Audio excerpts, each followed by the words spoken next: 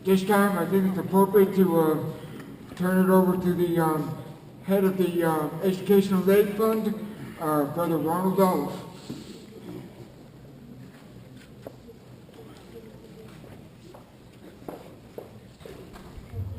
Where the master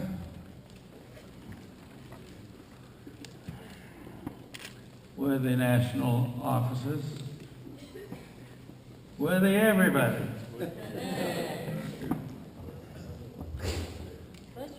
Do you know this is the first time I've come to the microphone this week? You're flipping wrong. That's a record. But boy, I've been watching.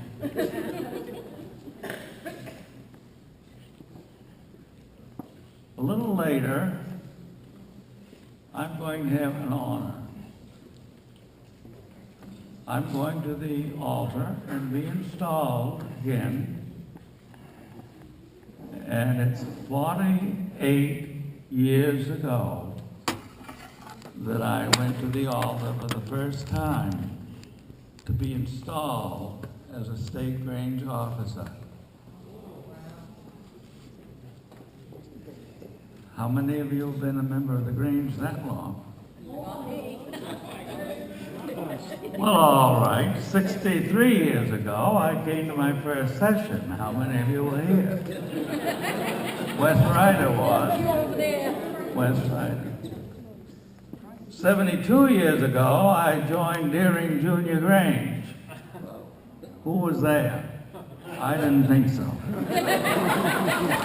Anyway, it's in the blood. We don't go quite as much, but we love to play the piano, and we love to watch you people. Okay, now another love we have is this one right here. And I'm very fortunate to have 5 people who keep me straight, 5 young people that serve as trustees of these funds. J. Patrick Elwell is our secretary-treasurer, and so we know we're going to have money because he's well-heeled, and he lives up in this area of the state where all the money is. And in these trying times, when they have none in Washington or Augusta, we seem to have a little up here in Smithfield, and so we can give some scholarships.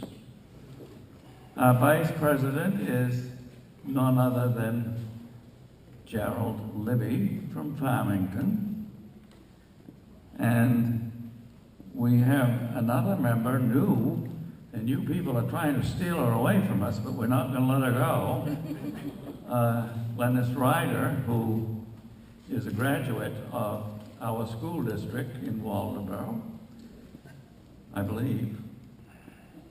Well, her sister was, anyway. Waldoboro, Maine, is a good town, you know. If it is not doing something good, it's at least in the papers, it's something that you might be interested in who murdered who. Keep checking it to make sure Lillian and I aren't next. And then we have our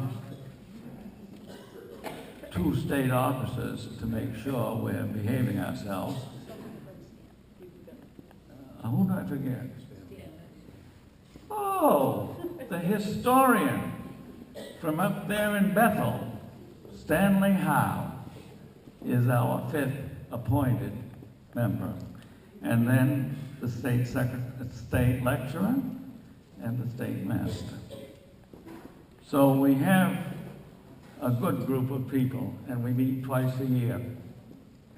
Very lengthy meetings, because for somehow the business of the law and demand takes care of itself in this department.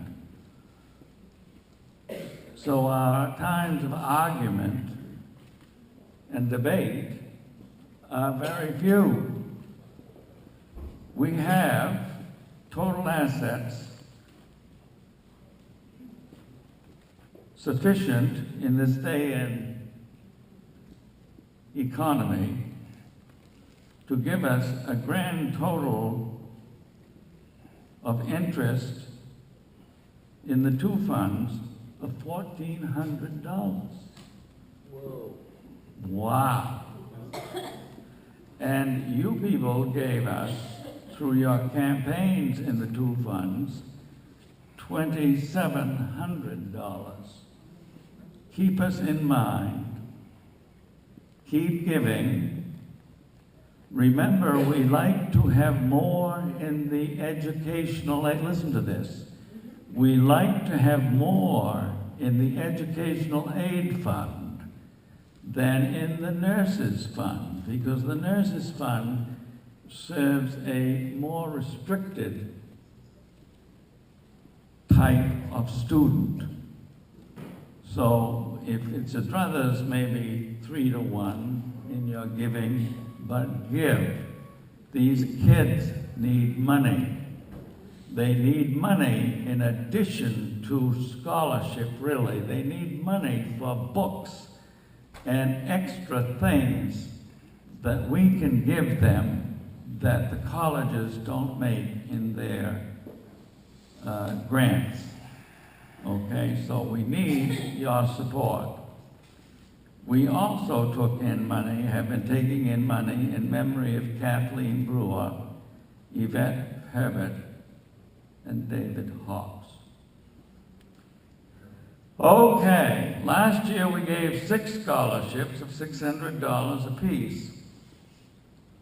We thought we'd go rather cautiously because we are in we're in a conservative organization, aren't we? Aren't we? Yeah, most of the time. So this year we took an extra 3 minutes, and we had 6 applicants, and we had about the same income.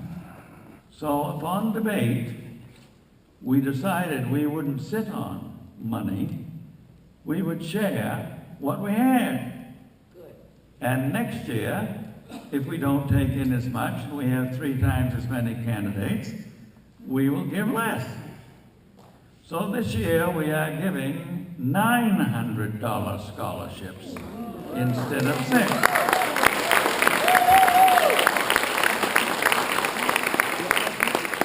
I think they agreed with that.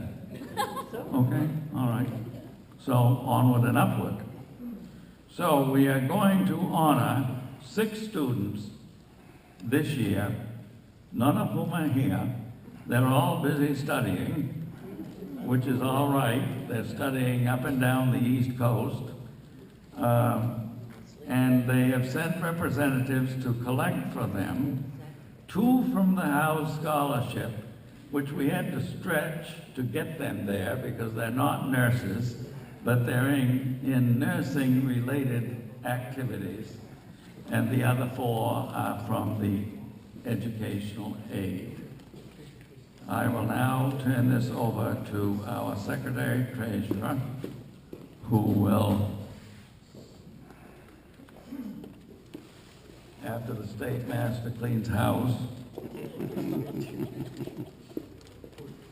Brother Patrick will give me the money.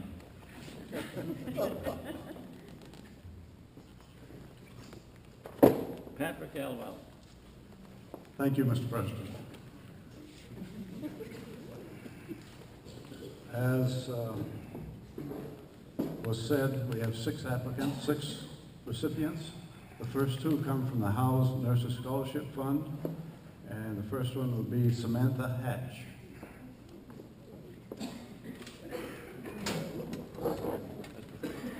Grammy Hatch joined about the time we did. Or before. Samantha Hatch, this is for Samantha. Yes. And you lay claim to her? Oh, yes. Oh. We'll have some words, please. I am pleased to be able to accept this for Samantha. She called me and said, "Oh, Graham, can you get it for me?" And I said, "Well, yes, but can't you come?" She said, "Well, you know, I'm on the soccer team and I'm goalie. We're playing in Vermont this weekend." But she is taking early childhood and I can't remember what else at Farmington. I just have too many grandchildren to remember all those little details. I'm just so delighted that this will help them very much.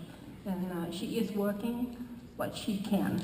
And she did get a little scholarship with her soccer, so she has to keep that up too. And she's one of 6 children in that family, so I do thank you very much.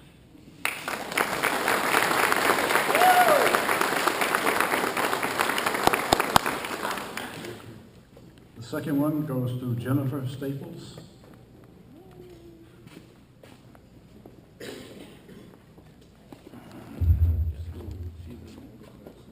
She's 30-something. Yes. This is Jennifer is a non-traditional student. She's gone back to school, and there's the scholarship. You may have gathered I'm not her, but she did give me a letter that she wanted me to read. Dear J. Patrick Elwell and trustees, I am very honored that you have considered and selected me as a recipient to be awarded the Mainstay Grange Educational Fund and House Nursing Scholarship Fund scholarship. Due to previous engagements, I am unable to make it to the Mainstay Grange annual session in Skowhegan this year. I do plan to use the scholarship money to put towards school expenses to help further my education, working towards my degree in the mental health and human services field at University of Maine at Augusta, Bangor campus. Last fall, I started back to my first semester in school after taking a hiatus from school to work for a little while. Getting back into the grind of things was a bit awkward at first, but it's like riding a bike, and you just get back on and start pedaling. In my first year back for the 2012-2013 school year, I made the part-time dean's list for both semesters, plus work too. It was sometimes hectic coordinating my school and work schedules around each other, but somehow I managed to do it and still got good grades. Also, oftentimes I would be caught doing homework or helping out at Grange-sponsored events to get assignments for school completed.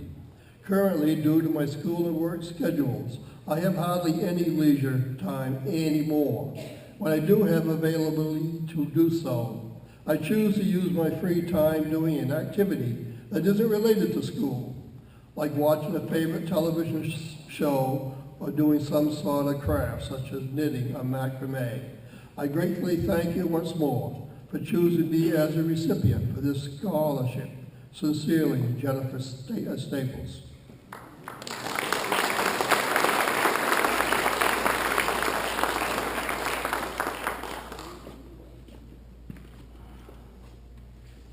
And then we have the educational aid scholarships. The first one goes to Ryan Brown.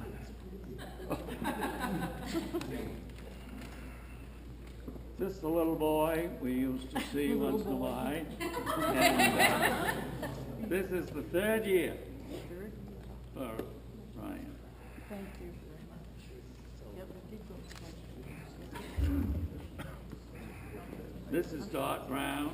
If you don't know her, she's been around a while. I'm Grammy. Okay. I will, before I start, I want to thank him for the donation to help him to finish up school. I also want to say that he's had a 4.0 average all 4 years of college, and the college is really proud of him, and so are we.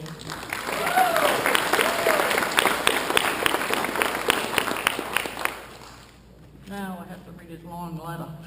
Today, I write this letter to you with complete gratitude. I feel very honored to be a 3rd-year recipient of this scholarship.